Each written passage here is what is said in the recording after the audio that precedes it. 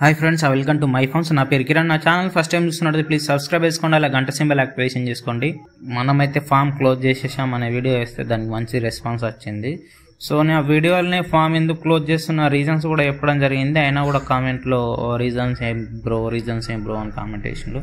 So దాని గురించి clear కట్గా సపరేట్ ఒక వీడియో వస్తా. ఈ వీడియో వచ్చేసి ఈ గోటు సో డెలివరీ అయిందనమాట. 3 kids అయితే ఇచ్చింది. ఆ కిడ్స్ కూడా మేల్ కిడ్సే. అయితే ఇక్కడ ప్రాబ్లం ఏంటంటే గోట్ ఎప్పుడైనా 2 kids ఇస్తే చాలా హెల్దీగా పెరుగుతాయి. అవి వాటినే మదర్ కేర్ చేస్తుంది.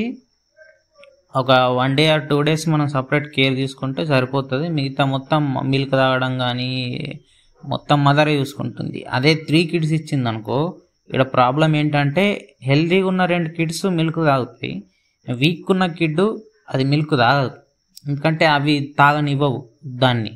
సో ఇలాంటప్పుడు మనం సపరేట్గా మళ్ళీ దీన్ని సపరేట్ కేర్ తీసుకోవాలా. మిల్క్ పౌడర్ కావచ్చు, ఎక్సెట్రా ఇంకేదన్నా కావచ్చు తాపించాల్సి ఉంటుంది.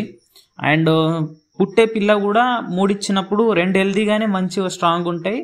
ఆ 3వది చాలా వీక్గా ఉంటుంది. మీకు వీడియోలో కనిపిస్తుంది చూడండి, చాలా వీక్. అది 2 days అవుతుంది, ఇప్పటికి కూడా సరిగ్గా నిలబడలేకపోతుంది.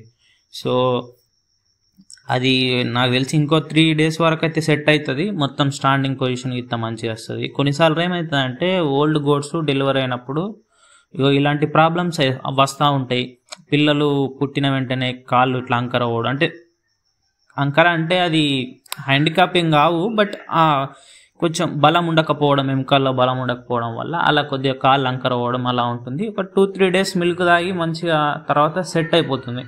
ఈ 3-2 days అనేది చాలా ఇంపార్టెంట్ అన్నమాట. సో చూడాలి.